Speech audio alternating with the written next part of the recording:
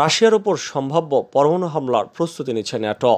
রাশিয়ার গোয়েন্দা সংস্থা ফেডারেল সিকিউরিটি সার্ভিস বা এফএসবির উপপ্রধান এবং সীমান্তরক্ষী বাহিনীর প্রধান জেনারেল ভ্লাদিমির কুলিশভ বলেছেন, মার্কিন নেতৃত্বাধীন ন্যাটো সামরিক জোটভুক্ত দেশগুলো রাশিয়ার উপর সম্ভাব্য পরমাণু হামলার জন্য প্রস্তুতি নিচ্ছে। রুশ গণমাধ্যম রিয়া নভোস্তিকে দেওয়া এক সাক্ষাৎকারে তিনি এই কথা বলেছেন। তিনি সম্ভাব্য পরমাণু হুমকির গুরুত্ব তুলে ধরে বলেন, তার বাহিনীকেই এই হুমকি মোকাবেলা করতে হবে। জেনারেল কুলিশভ বলেন, রাশিয়ার সীমান্তের কাছে ন্যাটো গোয়েন্দাদের তৎপরতা বাড়ছে। ন্যাটো বাহিনী সামরিক প্রশিক্ষণ জোরদার করেছে। এইসব প্রশিক্ষণে রাশিয়ার বিরুদ্ধে পরমাণু হামলা সহ সম্ভাব্য আক্রমণের দৃশ্যপট তৈরি করা হচ্ছে। ন্যাটোভুক্ত বিভিন্ন দেশে মার্কিন পরমাণু অস্ত্র মোতায়েনের ব্যাপারে রাশিয়ার আগে কঠোর সমালোচনা করেছে। বেলজিয়াম, জার্মানি, ইতালি, নেদারল্যান্ডস এবং তুরস্কের মতো দেশে আমেরিকার পরমাণু অস্ত্র মোতায়েন রয়েছে, অথচ এইসব দেশের নিজস্ব পরমাণু অস্ত্র নেই।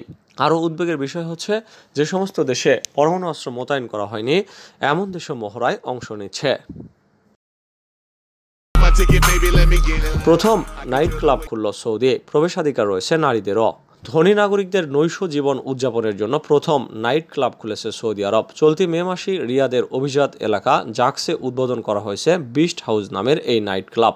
ব্যাপক রক্ষণশীল দেশ হিসেবে পরিচিত সৌদি আরবে একসময় নারীরা প্রায় পুরোপুরি অন্তর্পুরবাসী ছিলেন। কর্মক্ষেত্রে প্রবেশ তো দূর, একসময় স্টেডিয়ামে বসে খেলা দেখা, সিনেমা হলে গিয়ে ফিল্ম দেখা, এমনকি গাড়ি চালানোরও অনুমতি ছিল না তাদের। কিন্তু দেশটির বর্তমান প্রধানমন্ত্রী ও ক্রাউন প্রিন্স মোহাম্মদ বিন সালমান ক্ষমতায় আসার পর থেকে চিত্র বদলাতে শুরু করে।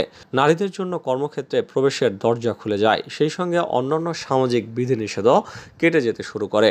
এই ধারাবাহিকতা রক্ষা করা হয়েছে বিস্ট হাউসেও। নাইট ক্লাবটিতে নারীদের প্রবেশাধিকার দেওয়া হয়েছে, সেই সঙ্গে রয়েছে মিউজিক ভেন্যু, একাধিক স্টুডিও, ডাইনিং এরিয়া, এমনকি জমজমাট ডিজে পার্টির ব্যবস্থাও। রাফায় ভয়াবহ হামলার পর ইসরায়েল নীতি পরিবর্তন করবে না যুক্তরাষ্ট্র। গাজার রাফায় প্রাণঘাতী হামলার পরও মার্কিন প্রেসিডেন্ট জো বাইডেনের ইসরায়েল নীতিতে পরিবর্তনের কোনো পরিকল্পনা নেই। তবে ফিলিস্তিনি বেসামরিক নাগরিকদের দুর্দশার প্রতি অন্ধ হয়ে থাকবে না যুক্তরাষ্ট্র। হোয়াইট হাউস এই তথ্য দিয়েছে।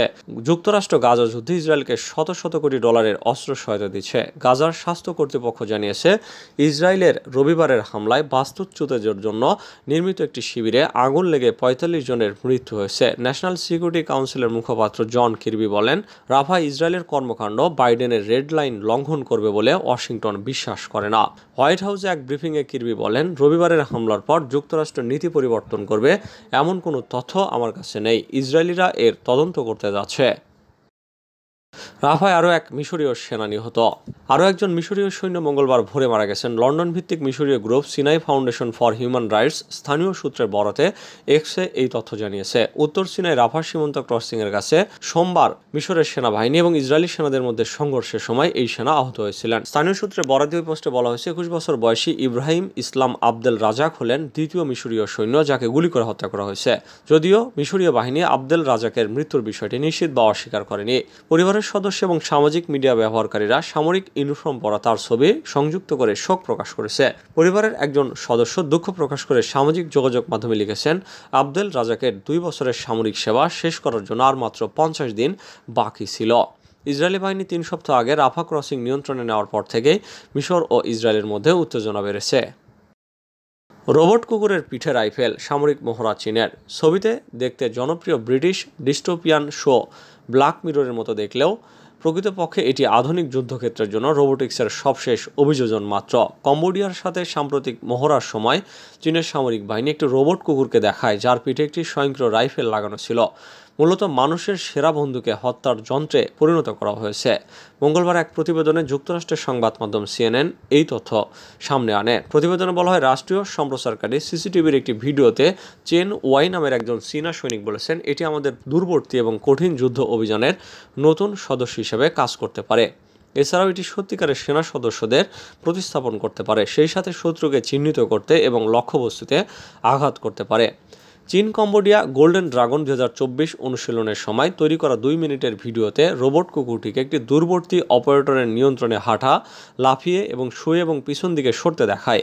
ভিডিওটি দেখে চীনের বিচিত্র ধরনের বুদ্ধিমান মানববিহীন সরঞ্জাম বলে আখ্যা দিয়েছেন অনেকে। দক্ষিণ কোরিয়ায় গ্যাস বেলুনে আবর্জনা পাঠালো উত্তর কোরিয়া। উত্তর কোরিয়া আবর্জনা ভর্তি কমপক্ষে 260টি গ্যাস বেলুন দক্ষিণ কোরিয়ায় পাঠিয়ে দিয়েছে। ফলে দক্ষিণ কোরিয়ার সামরিক বাহিনী জনসাধারণকে সাদা গ্যাস বেলুন এবং তার সঙ্গে সংযুক্ত প্লাস্টিকের ব্যাগ স্পর্শ করা থেকে সতর্ক করেছে। এতে আবর্জনা রয়েছে বলে কর্তৃপক্ষ বাধ্য হয়ে বাসিন্দাদের বাড়ির ভেতরেই থাকার অনুরোধ জানিয়েছে। এদিকে দক্ষিণ কোরিয়ার 9টি প্রদেশে এ ধরনের 8টি বেলুন পাওয়া গেছে এবং এখন পরীক্ষা করে দেখা হচ্ছে বলে জানিয়েছে কর্তৃপক্ষ। দক্ষিণ কোরিয়ার সামরিক বাহিনী এর আগে বলেছিল গ্যাস বেলুনের সঙ্গে থাকা আবর্জনার ব্যাগে উত্তর কোরিয়ার প্রচারণামূলক লিফলেট আছে কিনা তা তারা তদন্ত করে দেখছে। বেলুন পাঠানোর সর্বশেষ এই ঘটনার কয়েকদিন আগে উত্তর কোরিয়া বলেছিল দক্ষিণ কোরিয়ার আন্দোলনকর্মীরা সীমান্ত এলাকায় ঘন ঘন লিফলেট এবং অন্যান্য আবর্জনা ছড়িয়ে দিচ্ছে। গাজায় ভেঙে পড়েছে যুক্তরাষ্ট্রের অস্থায়ী সমুদ্র বন্দর। ত্রাণ সরবরাহের জন্য গাজায় অস্থায়ী ভাসমান সমুদ্র বন্দর তৈরি করেছিল মার্কিন সেনাবাহিনী। সাগরের ঢেউ এবং জোর বাতাসে তা ভেঙে পড়েছে। সেটি মেরামত করতে কমপক্ষে 1 সপ্তাহ লাগবে বলে জানিয়েছে মার্কিন কর্মকর্তারা। পেন্টাগনের মুখপাত্র deputy press secretary Sabrina Singh বিবিসিকে বলেছেন ইসরায়েলের নৌবাহিনীর সহায়তায় আগামী 2 দিনের মধ্যে অস্থায়ী বন্দরের ভাসমান অংশগুলো সরানো হবে। তারপর সেগুলো মেরামত করে ফের স্থাপন করা হবে বন্দর। এতে 1 সপ্তাহ বা আরও বেশি সময় লাগতে পারে। তার কথায় আবহাওয়ার উপর তো আমাদের কোনো নিয়ন্ত্রণ নেই। সাগর শান্ত এবং আবহাওয়া অনুকূল থাকে তাহলে 1 সপ্তাহের মধ্যেই বন্দরের নির্মাণ কাজ শেষ হবে, কিন্তু আবহাওয়া যদি প্রতিকূল থাকে সেক্ষেত্রে কাজ শেষ হতে আরও সময় লাগবে। আজিজ বেনজির জাতিসংঘ শান্তিরক্ষী বাহিনী নিয়ে মার্কিন স্টেট ডিপার্টমেন্ট কি বলছে? 28 মে যুক্তরাষ্ট্রের স্টেট ডিপার্টমেন্টের নিয়মিত ব্রিফিংয়ে উঠে আসে সাবেক সেনাপ্রধান জেনারেল আজিজ আহমেদ, পুলিশের সাবেক প্রধান বেনজির আহমেদ এবং জাতিসংঘ শান্তিরক্ষা মিশনে মানবাধিকার লঙ্ঘনকারী ব্যক্তিদের প্রেরণ করা নিয়ে দেশটির অবস্থান। এ বিষয়ে বিভিন্ন প্রশ্নের জবাব দেন ডিপার্টমেন্টের মুখপাত্র ম্যাথিউ মিলার। মিলারের কাছে সাংবাদিক মুশফিকুল ফজল আনসারির প্রথম প্রশ্নটি ছিল, জার্মান ভিত্তিক ডয়েচে ভেলে সহ অন্যান্য পত্রিকার যৌথ তদন্তে জানা গেছে বাংলাদেশি ডেথ স্কোয়াড র্যাপিড অ্যাকশন ব্যাটালিয়নের সাবেক এবং বর্তমান সদস্যরা নিয়মিতভাবে জাতিসংঘ শান্তিরক্ষী মিশনে নিযুক্ত হন। মানবাধিকারের চরম লঙ্ঘনের জন্য তাদের বিরুদ্ধে মার্কিন নিষেধাজ্ঞা এসেছে। র্যাবের অফিসারদের যে জাতিসংঘ মিশনে মোতায়েন করা হচ্ছে তা নিয়ে আপনি কতটা উদ্বিগ্ন?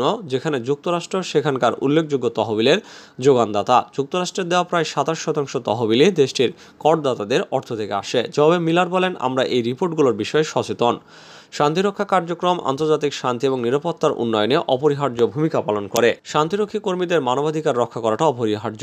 ইউএন ডিউ ডিলিজেন্স নীতি অনুসারে এই বিষয়টি স্বপ্রত্যয়িত করার জন্য সেনা এবং পুলিশ পাঠানো দেশগুলোর উপর জাতিসংঘ নির্ভর করে যে তারা মানবাধিকার লঙ্ঘন বা আন্তর্জাতিক মানবিক আইন লঙ্ঘনের সাথে জড়িত সেনা বা পুলিশদের সেখানে পাঠাচ্ছে না। দ্বিতীয় প্রশ্নটি ছিল, 2 মার্কিন নিষেধাজ্ঞাপ্রাপ্ত সদ্য সাবেক পুলিশ প্রধানের বাংলাদেশে ব্যাপক দুর্নীতির খবর সম্প্রতি প্রকাশ হওয়ার পর কোনো মার্কিন সংস্থা যুক্তরাষ্ট্রে বা অন্য কোনো দেশে তার সম্পদের কোনো পরীক্ষা করছে কিনা এবং যুক্তরাষ্ট্রে এমন কোনো সম্পদ জব্দ করছে কিনা? একইভাবে আপনার কাছে কি দুর্নীতিগ্রস্ত সাবেক সেনাপ্রধান জেনারেল আজিজ সম্পর্কে কোনো তথ্য আছে যার বিরুদ্ধে আপনারা সম্প্রতি ভিসা নিষেধাজ্ঞা আরোপ করেছেন? আপনারা কি সরকারের শীর্ষ নেতৃত্বের বিরুদ্ধে কোনো ব্যবস্থা নেবেন? এই কারণে যে কেন এই ব্যক্তিরা কিছু বা সব কিছু করার জন্য বিনামূল্যে ছাড় পাচ্ছেন? মিলার বলেন, প্রথম প্রশ্নটির বিষয়ে আমার কাছে বলার মতো কিছু নেই। দ্বিতীয়টির ক্ষেত্রে বলবো, আমি আপনার উল্লেখ করা অভিযোগ এবং মিডিয়া রিপোর্ট সম্পর্কে সচেতন। আমরা স্পষ্ট করেই বলেছি, দুর্নীতি অর্থনৈতিক প্রবৃদ্ধিকে বাধা দেয়, উন্নয়নকে বাধাগ্রস্ত করে, সরকারকে অস্থিতিশীল করে এবং গণতন্ত্রকে দুর্বল করে বলে আমাদের বিশ্বাস। এই প্রশাসনের শুরু থেকে আমরা দুর্নীতির বিরোধিতা করাকে জাতীয় নিরাপত্তার ক্ষেত্রে মূল স্বার্থে পরিণত করেছি। এই কৌশলটির জন্য আমাদের বিশদ বাস্তবায়ন পরিকল্পনার জন্য বেশ কয়েকটি ঊর্ধ্বতন স্তরে প্রকাশ করা হয়েছে। আমার কাছে নতুন করে বলার মতো কিছু নেই। আপনি জানেন যে আমরা কখনোই নিষেধাজ্ঞা বা অন্যান্য পদক্ষেপের বিষয়ে আগে থেকে কিছু বলি না।